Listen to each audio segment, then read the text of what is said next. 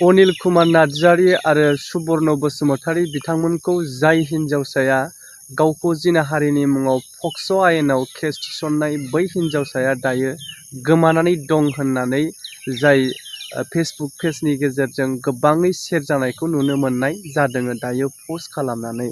दा नैबे बाथ्राखौनो नोंथांमोननि गेजेरावहाय फोरमायनो थाखाय नैबे भिडिअखौ लानानै फैदों। जिहेतु दायो बे बिथांजोनि जाय हिन्जावसा गथ'सानि बेबायदि मोनसे जाथाया गोबाङै गोसारबाय हिसाबै दा बयखौबो गोसो गोरबोनिफ्राय नैबे गोदान भिडिअनि गेजेरजों बरायहरो। आसा खालामो नोंथांमोना नैबे भिडिअखौ आबुङै नायलांजोबगोन आरो लोगोसे आबुङै नायनायनि उनावसो कमेन्ट खालामगोन, अब्लासो भिडिअनि थांखिखौ बुजिनो मोनगोन। दा माबायदि बाथ्रा गोसारदों होननानै बुङोब्ला आं नोंथांमोननि गेजेरावहाय जाय बिथांमोना पस्ट खालामनानै होबाय बिनि सायावहायनो फरायथिनानै होगोन। नोंथांमोना खोनासंलां बा नायलांजोब, अब्लानो बुजि मोनगोन। दा नैबे पस्टआहाय आङो नुनो मोनदों जाय जोंसार बर' मुंनि सासे जाय मोनसे फेसबुकआव आङो पस्ट होनायखौ नुनो मोननाय जादों।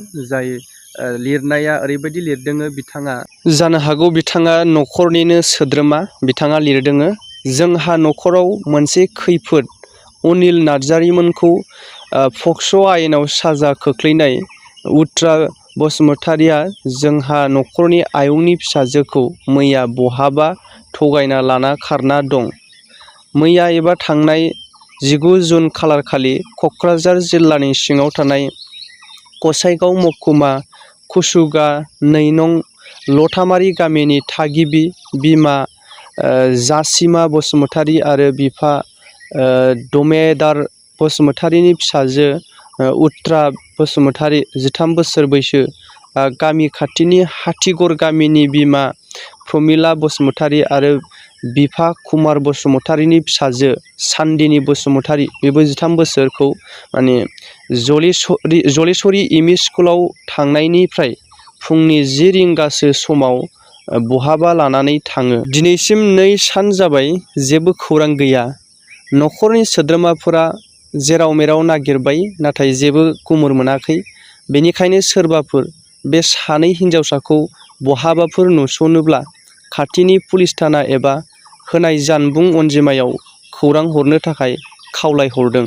दा रायजोफोर, बे जानबुं नाम्बारखौ आङो स्क्रिनाव पिकचारजों लोगोसे बा फट'जों लोगोसे होगासिनो दङ।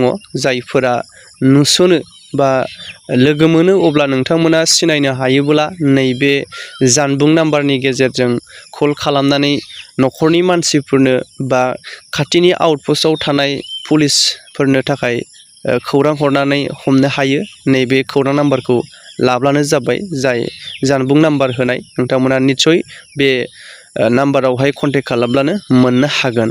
दा बाथ्राया जाहैबाय, जाय हिन्जावसायाहाय अनिल कुमार नार्जारी, सुबर्ण बसुमतारी, दैदेन वारि आरो लोगोसे दिलीप नार्जारी बिथांमोनखौ जिबायदि मोनसे पक्स' आयेनावहाय थिसनबाय गावनि जिनाहारि खालामनायनि मुङावहाय। दा नैबे समाव फैयै फैयै आरोबाव बिथांजो जाय हिन्जावसा गथ'साया 13 बोसोर बैसोनि जाय हिन्जावसा गथ'साया नैबे समाव साननैसोआनो जाबाय होननानै फोरमायदों। जाय सासे गामि खाथिनिनो मानसियाहाय थगायनानै फरायसालियाव थांनायनिफ्राय लांखारनाय बा थगायनानै लांदों, नाथाय दासिमबो साननैसोआनो जाबाय, जेबो खौरां मोनाखै जाय हिन्जावसा गथ'सानि होननानै फोरमायदों। बेबायदि फेसबुकआव गोबाङै शेयार खालामदों। दा बाथ्राया साननो गोनां, जाय माखासे सान सिगाङावहाय बेबायदि कमेडियान सर्ट मुभिनि एक्टरफोरखौ मोनसे केस थिसननायनि उनाव आरोबाव फिन जाय गथ'सा हिन्जावसाया नैबे समाव गोमानाया माब्रै जाथावगौ बा माब्रै बेबायदि जानो हाथावगौ, नैबेबो मोनसे रायजो राजाफोरनि गेजेराव दायो सोंथि जानानै फैदों।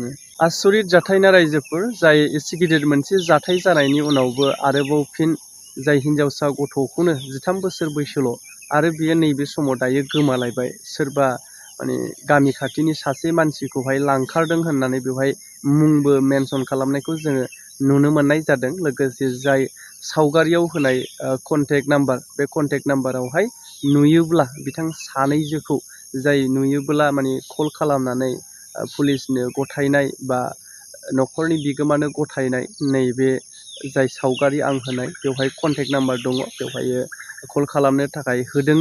जाय गोमानाय मानसिफोरखौ मोनफिननो थाखाय। दा बाथ्राया बेबायदि बेले बेजे गोबां साननो गोनां। दा बेसेखिनि आपडेट नोंथांमोननि गेजेरावहाय लानानै फैदों रायजोफोर जायफोरा नैबे भिडिअखौ जोबजासे नायबाय, अब्ला नोंथांमोननिसिम थेंक इउ स' माचसै।